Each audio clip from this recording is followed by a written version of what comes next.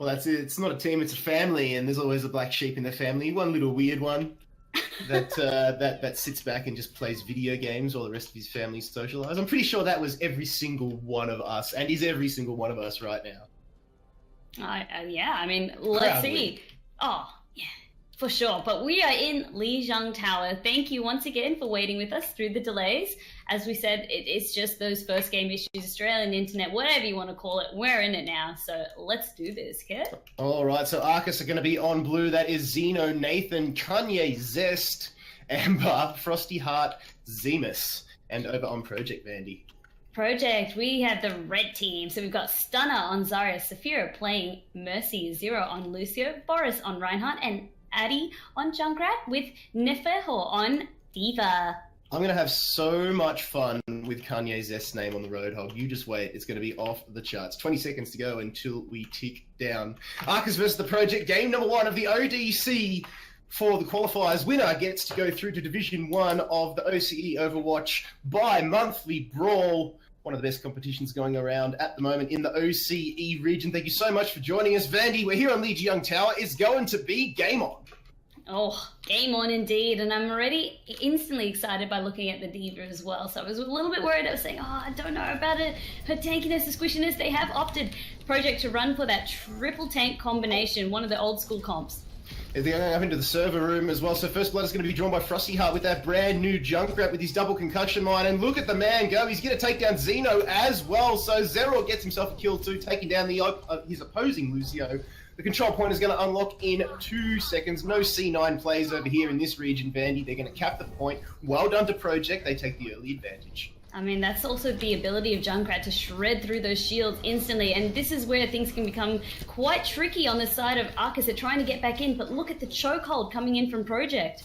Yeah, Project just too strong at the moment. This is nasty here. This is the thing about the King of the Hill maps. You've got these choke points. Every single map has them on King of the Hill where you have to run through. Nepal's got the archers, you know. The other maps of Lijiang Tower have got sort of the indoor market bits. This one has got small doors, and there's a Riptire coming out from Junkrat. He's going hunting around the back. The new Riptire is dangerous. Oh, it doesn't actually get anybody, unfortunately. Good heals coming out there from Amber and the rest of the Arkus lads, but Winston now, that's from Frosty Heart, jumps it in. Great Graviton Surge. Oh no, everybody's being caught. This is going to be nasty, and Project light them up on Lijiang Tower. Arkus with no answer whatsoever. Project were able to build up their ultimate charge incredibly quick because of that push that they had, and more importantly the hold. They're getting a lot of free poke damage, and like, it's showing they want to hold this point. It's already over half, and they show no signs of stopping. They are anticipating Arkus's rotations as well. Big earth shatter in the small confines of the executive room on the right hand side there, as you can see on your screen. Neferor and Zera pick up some kills for the Project lads. The point is at 70% in favour of said team. There's a small revive coming out there from Saphira on to the main tank, Boris Smart, choosing who to pick up as Mercy, and he swings that hammer around and says, thank you for picking me up, here's a kill, go team. Project are currently running away with this game. As I said, their anticipation, they know you get so much vision by playing this one so aggressively. I mean, if they do lose one team member, arguably it is the break that Arkus needs, but it doesn't look good for them. Their deaths are staggered as well. Only now they have all 6. Diva's self-destruct has gone out. Oh! Actually got one there, actually 2, sorry, I take that back. I got 1 and a mech, so now the charge comes in. Riptire as well, and the kill feed is just all Project. They're going to take round 1 of this Lijiang Tower, so with Control Tower is down, Vandy, and Project, I don't know what to make of their game, other than Arkus just really didn't have an answer for everything that they threw at him. Project came out of the gates, guns blazing, and I mean, it was insane to watch. Great management of their ultimates as well, and they just knew how to play that one, because like I said, you can get punished for the choke as well. If you do lose one team member, it just makes it all the much more easy because of how close the vicinity is to the spawn room.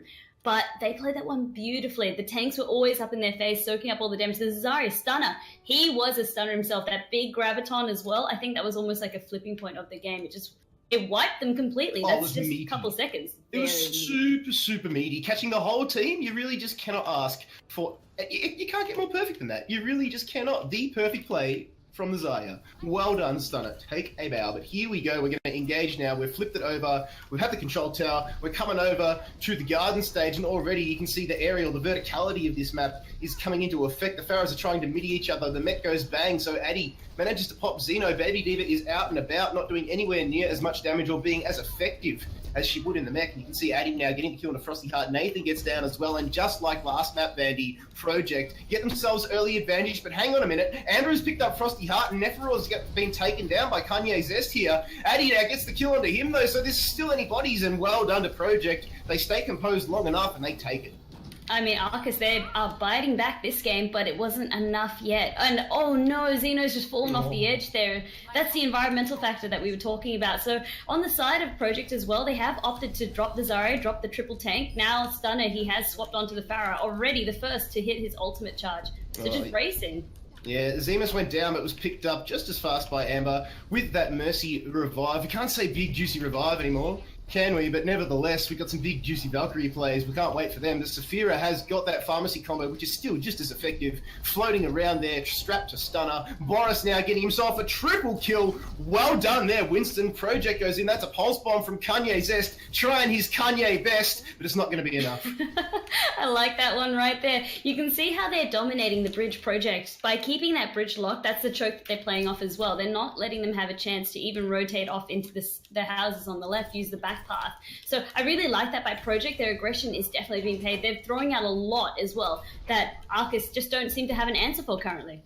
Pharaoh trying those concussive blasts. Didn't actually catch anybody. There's an aggressive sound barrier coming in from Zemus. A defensive one now coming in from Zero. So both teams investing ultimates in here. There's another pulse one coming out the back. Didn't find anybody. Complete with Pharmacy still in the air. They need to deal with this. Do Arkus, because they're just carving them up at the moment. Amber picks up Frosty Heart, and they're still engaging for tons and tons of damage. It's shield meta at the moment. Zeno gets a kill on the Boros. There's a self-destruct going in there. It's going to go bang. Oh, it takes down Stunner out of the air. So finally, not the most orthodox approach, but they get the kill in the end on Pharaoh that was causing them problems. But Saphira, a faithful Mercy, picks it up, but the bodies are piling onto the point for Arkus. They manage to flip it back over at 89%, and they buy themselves a little bit of breathing room for now.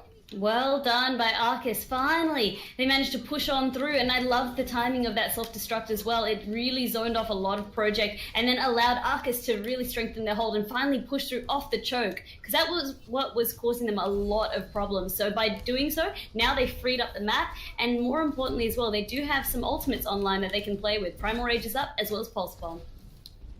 So there's nothing in the way of hit scan really on either of these two teams to deal with the Pharaoh. It's going to be good old Pharaoh versus Pharaoh. Oh, the concussive blast goes out, and so does the self-destruct. Self-destruct gets nobody, but Stunner manages to take down Amber. So the pharmacy battle has actually gone well in favor of Project here. Zero now goes down. There's a barrage that's flying from Stunner. Oh, takes down Xeno with the mech and the baby diva sent back to the bench. And here comes Arkus now, but look out, Project are just too good, and they flip it back. And there's a battle for Arkus. It's a battle for Arkus here for me, Vandy. No ultimates are online by both teams yet. They're still getting generated, but that's going to be it. They just weren't able to cap the point back.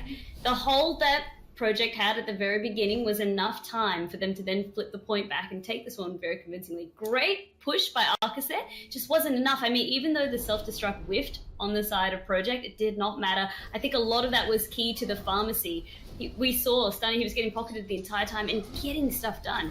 Oh, here's that amazing, juicy, meaty, chunky as hell Graviton Surge from Stunner and the rest of the Project lads. Definitely played the game, well deserved. Congratulations to the lads. They will now progress through in the winners bracket, and they will go up against Team Moot. The other game of the round that will be going on is Foreheads and Foul Play. So we're going to go to a quick, short break, ladies and gentlemen, but don't go anywhere because we have got so much more great OCE Overwatch action coming right at you right after this.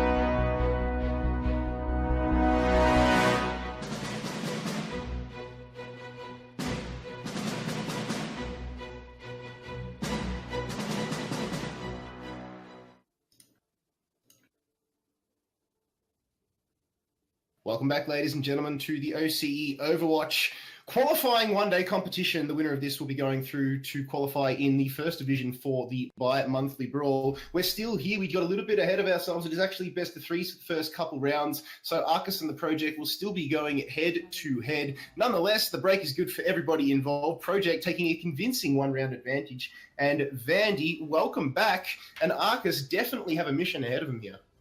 Arkus do have a mission, but I think they're finally warming up. That push that we saw on the second map of Lijiang Tower, I felt like it was going to really set the tone, I guess, for what to expect. They were adapting, and that's what's important to see. And on the side of Project, however, we can see they've got that aggressive playstyle, and they're working really well with it.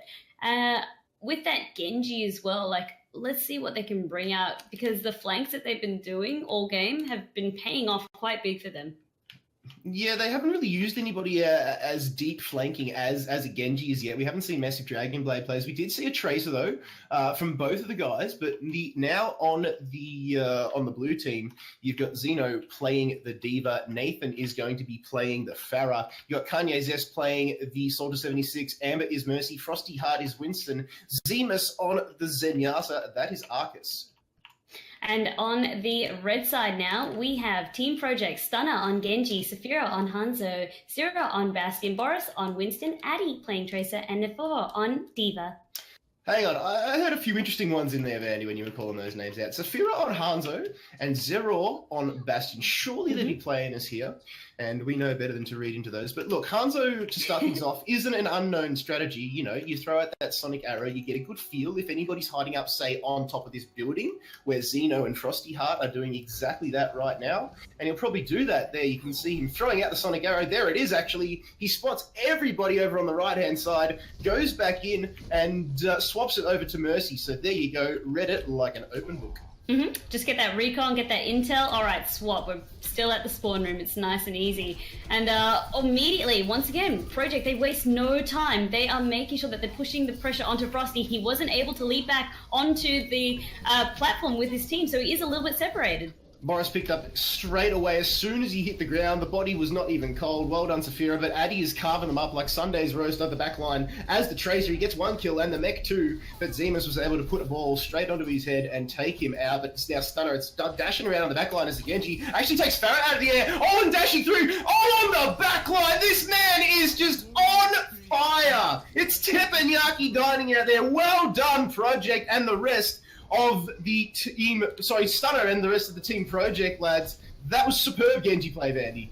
That was amazing Genji play. Stunner really living up to his name and stunning us with that one. So great to see. Project wasting no time. We do see Frosty Hard. He's trying to stall the point. It's not going to be enough. They have capped it in this first one. So it's usually quite difficult. If you do get taken out in that choke, that is where you need to be able to hold. So by just allowing them to get up in their backline, they're not even able to reset. Look at Project. They waste no time. Only one person's pushing the payload. Otherwise, they're right up in there. They're not letting them catch their breath on the side of Arkus. As long as they've got at least one person on the payload, it's not too bad. But you definitely don't want to C9 the point and just push all your teammates ahead. And now we can see an indoors barrage. This is going to deal so much damage. Micro rockets from Diva actually picking up a kill as well on the opposing Diva. So well done to Arkus. They buy themselves a little bit of breathing room, and now they get to work back onto the cart. And this is where they can create a zoning effect, Vandy. This is where they can dictate this map if they are good enough.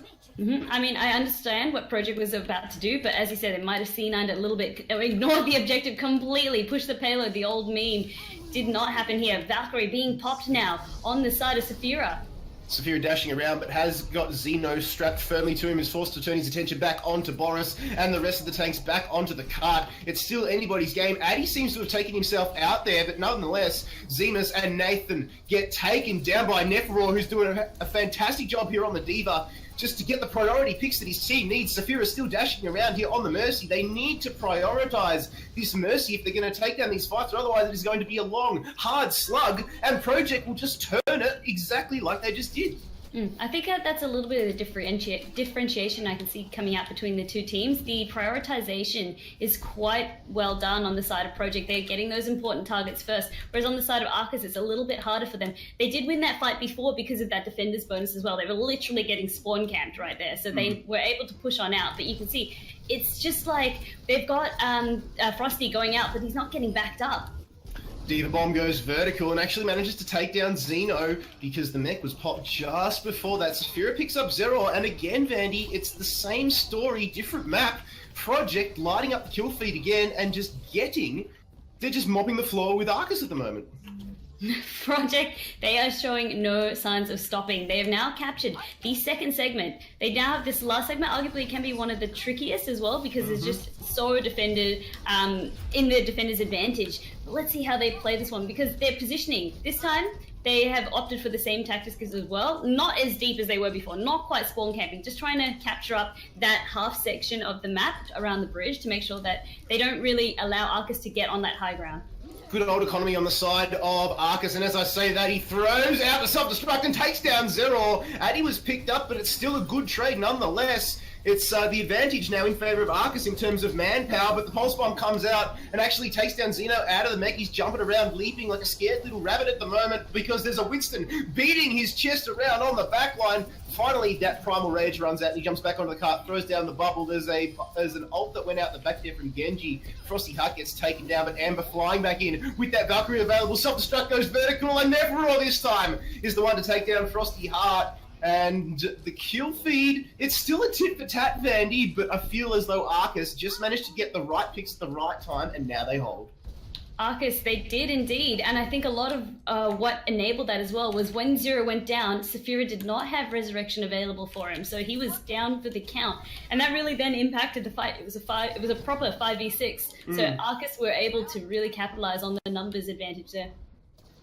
So they set up defensive positions now, 3 minutes and 8 seconds left on the clock. We thought Project were going to steamroll Arkus here, so they've proven us all wrong here and putting on a fantastic show for us. A great spectacle. Frosty Heart taking damage. Mercy needs to get over there. Primal Rage just in the nick of time. There's a barrage in narrow, but that is how you use defensive matrix on New Diva and double Pulse Bomb. Well done to Project. Well done to Diva. Tracer. Every single player from Project there synergized so well. Mercy flying around on the back with Valkyrie active.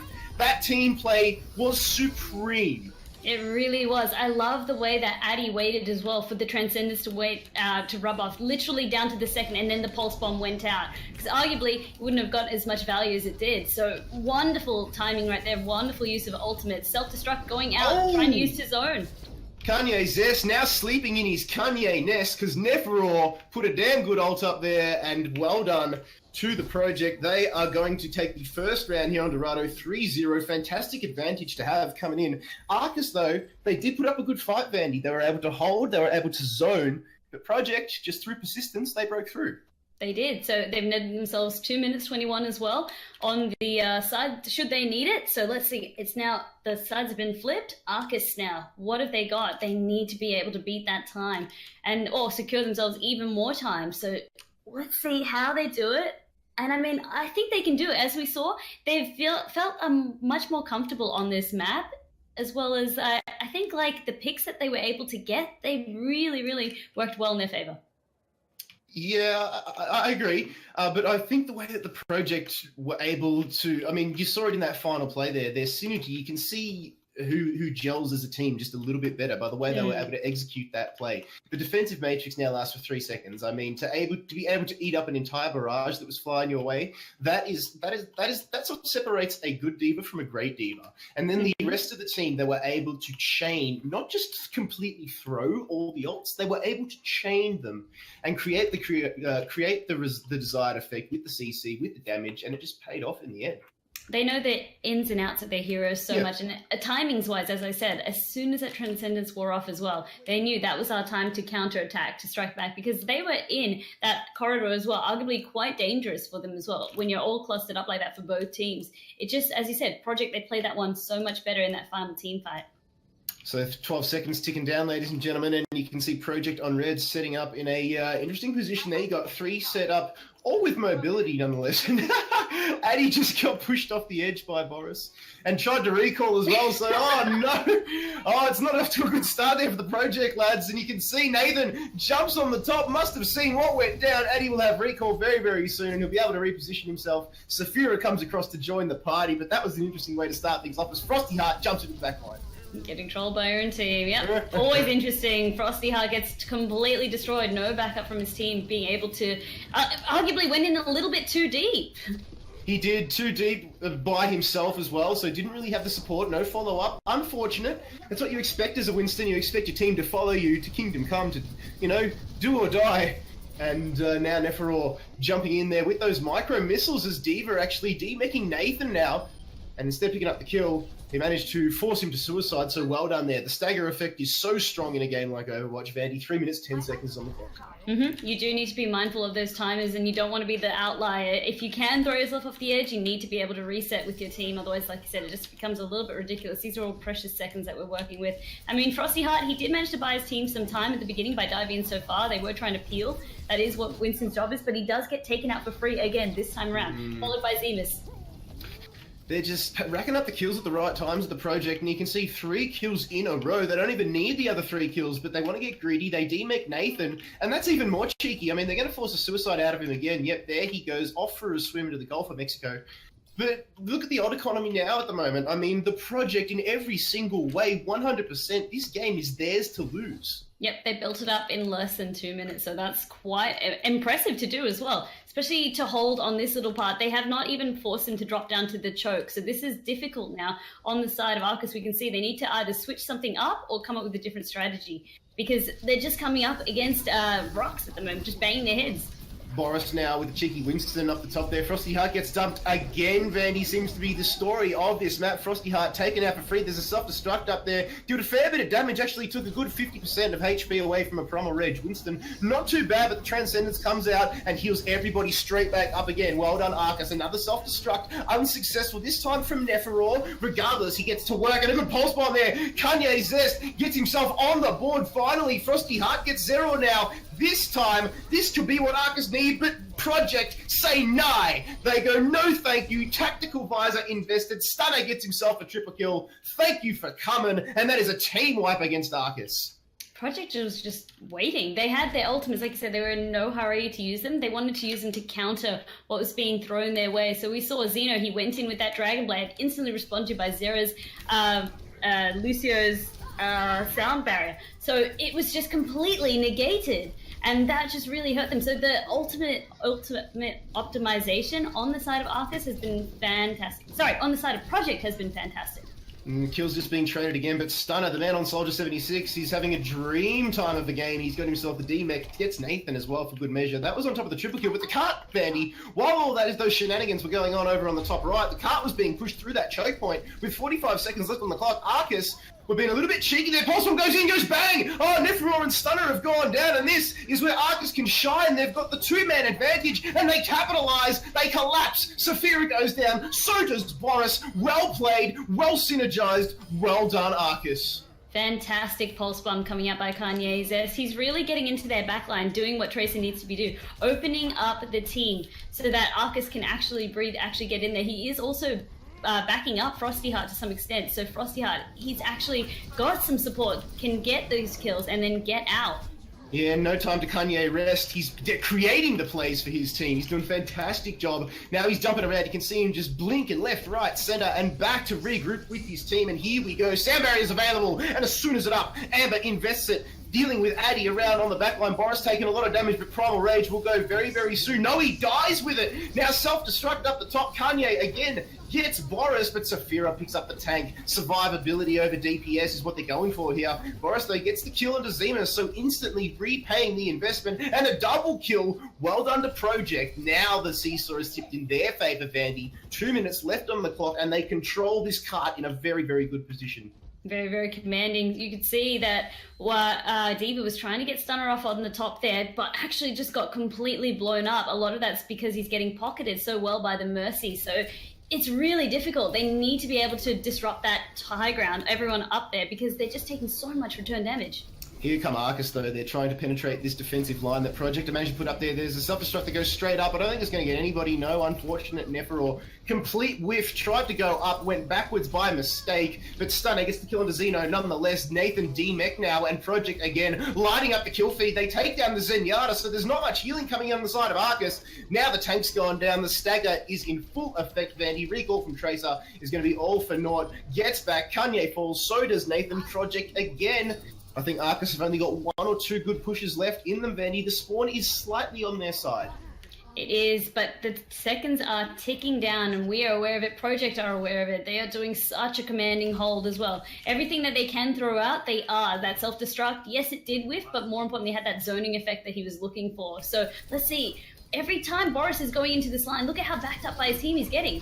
That's what you need. That's what Frosty Heart wasn't getting on the first point. That's the team just backing him up. Kanye again with a good pulse bomb. Actually, D-Mex, Neferor, Nathan now out of mech as well, so both Divas a little bit ineffective at the moment. Addy goes down to Kanye, Boris goes down to Zeno, and pick up straight again from Saphira. So Mercy, finding heaps of value, turns her attention back to Stunner, providing much needed heals as Stunner gets displaced off the top of the bank. Kanye takes down Neferor, so there's not a lot of survivability apart from Boris on the front line at the moment for Project. And here come Arkus. They realise that, but in comes Boris with that Primal Rage, beating his chest. Discord Orb is on him, so he's taking an extra amount of damage. Jumps through the air. Does he get away? No, he doesn't. Zeno just gets the kill, but picked up yet again. Boris does not get any downtime, Vandy. And they're still going. Project, they're trying to run in. Self-destruct has to be used now. Will it get any kills? It does net Frosty Heart. That's good. That's what Project want. However, now Transcendence being popped. It's going to be used because they're now in overtime. They have to make these seconds count. They need to capture it. Precious seconds. The Project know they just need one team wipe, and why not? They've been convincing. They've done it all game so far. All they need is one more. Who's going to get first blood? That's going to dictate it. The Winston barrier is ineffective there on the backline. Sound barrier, though, from Lucio. Just narrowly missing Nathan. He's now D-necked. We're into overtime here. The pulse bomb goes in. Total whiff. Stunner gets the kill onto Zeno, who is dashing around on the back as a Genji, so the advantage slightly in favour of Project. Arkus now, they get Zemus taken down, but still it's a 4v5 situation, and the kill feed is coming up red. This could be the beginning of the end. Kanye Zest jumping around on the backline there, gets dropped. So does Nathan, and the Project, this time, they take the win. They've taken 2 out of 3 in this best of 3, and now they will be going through to the next round, Vandy. Well done. We get to see that play by Stunner on the attacking side now. As we said, living true to his name, so we can watch it for the play of the game. It was a really nice push that Arkus did, right, as well. But we can see it was just going to be hard for them, as well as the Project. They did not run a Mercy, very interestingly, of Arkus as well. You can see every time that Saphira popped that Valkyrie, was getting so much value for those Resurrects. So perhaps punish them a little bit, because yes, the sound barriers were good, yes, the Transcendence were good, but I felt like they could have really used the Resurrection to keep up the tempo when you're pushing that payload. Couldn't agree with you more. So well done. Congratulations to the Project. Unfortunately for Arkus eSports, they do go down into the losers bracket, but it's not all bad for them. Like we did mention, it is a double elimination format. So while we let everybody collect themselves and we'll set up the lobby for the next game, the winners bracket round 2 matches will be 4 heads and foul play, and the Project versus Moot. We'll be bringing you one of those very, very shortly. So go take your bio, get your cans and your cold ones sorted. We'll be back. We'll see you here very, very shortly after this short break.